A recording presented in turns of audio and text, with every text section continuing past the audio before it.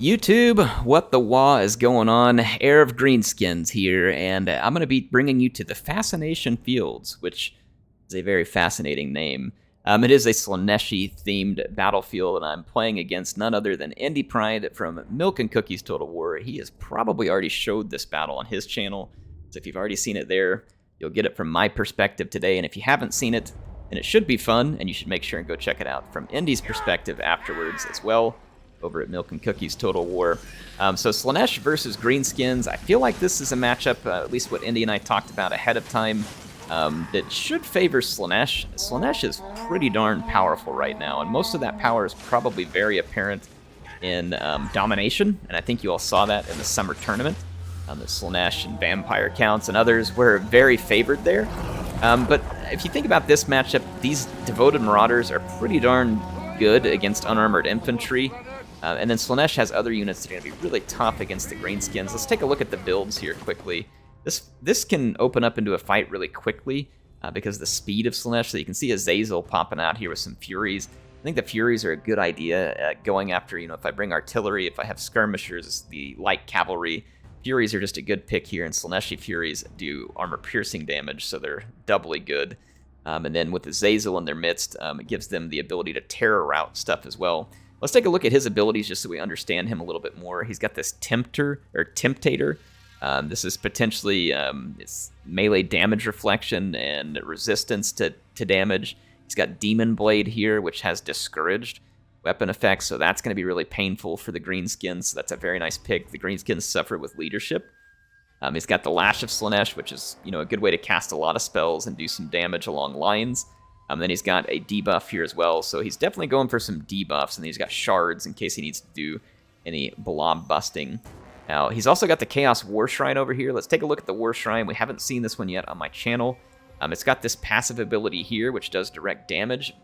It affects every enemy in range, and so that's going to be pretty brutal because it doesn't look like it even has to be in melee.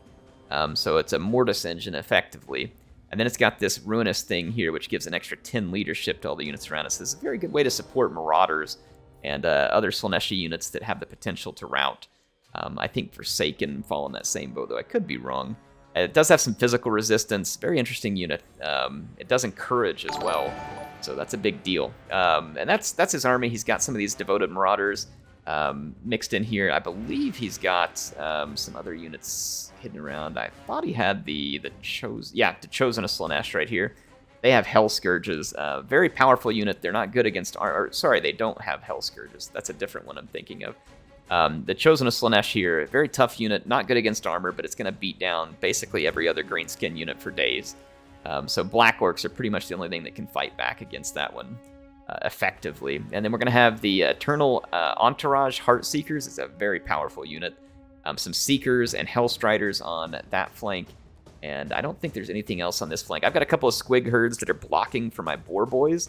And then I've got some Trolls to help potentially cut through armor, because I knew that Slaanesh has some armored picks now. Not to mention, I figured the Trolls would probably cause pretty good damage to most Slaanesh units too while regenerating, and could help out in fights against a Lord. I've got my Gobo Great Shaman on the Catchweb Spider Shrine here, I believe is what this is called.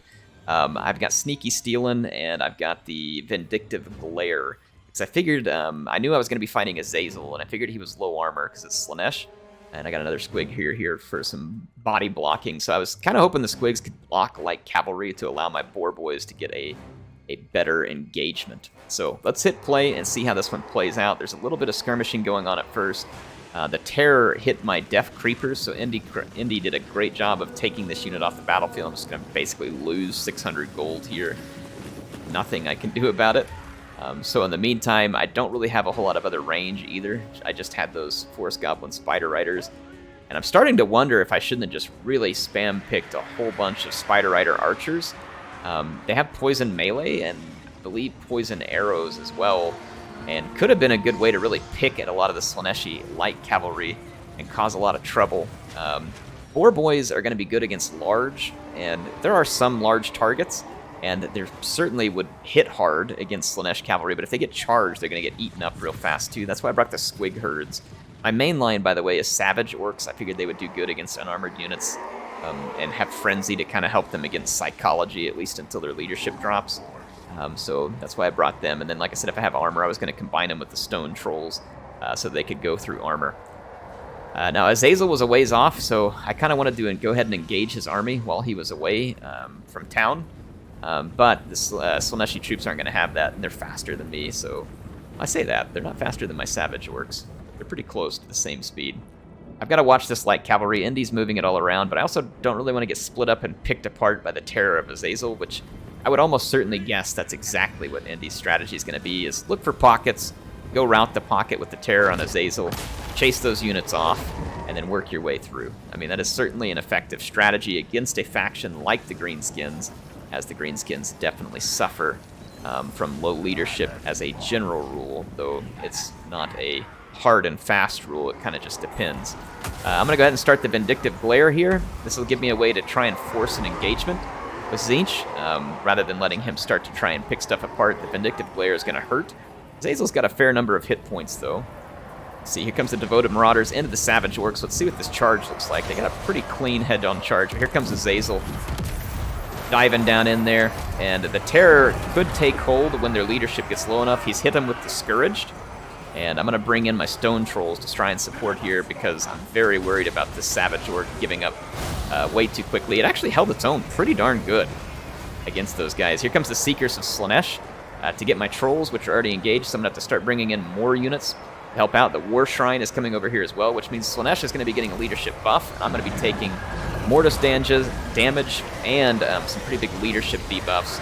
I'm going to have to kind of go all in here to try and stop this because Indy's trying to put a route through this flank. I've done okay here against these Devoted Marauders. I used the Squigs to help.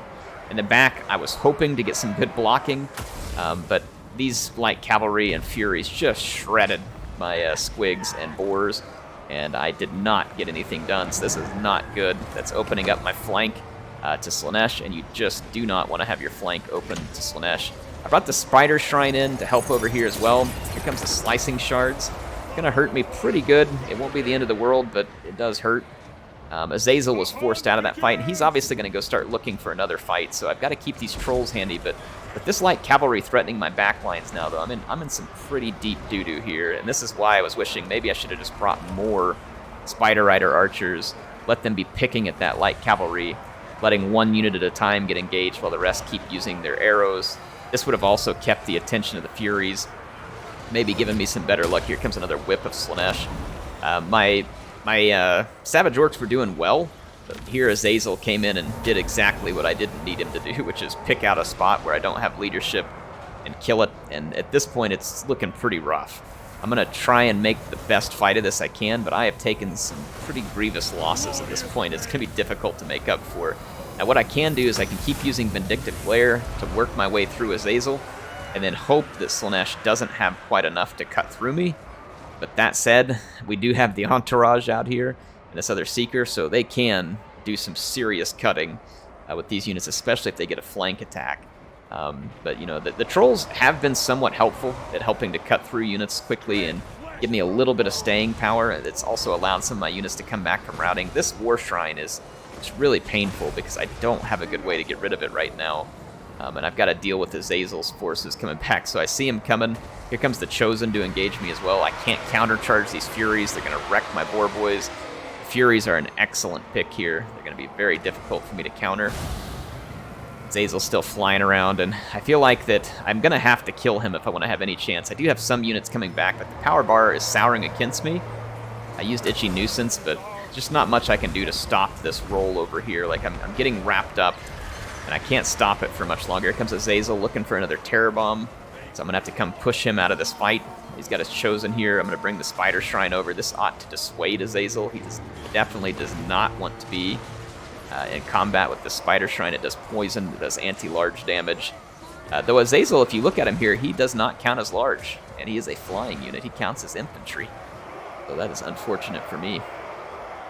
Definitely unfortunate for me. I did some damage to the Eternal Entourage there, but now they're going to turn around and charge back into me, and it's not ideal, but they didn't get a great charge, so I'm going to get some damage done. I brought the Spider Shrine over to shoot the arrows and kind of chase them off as well.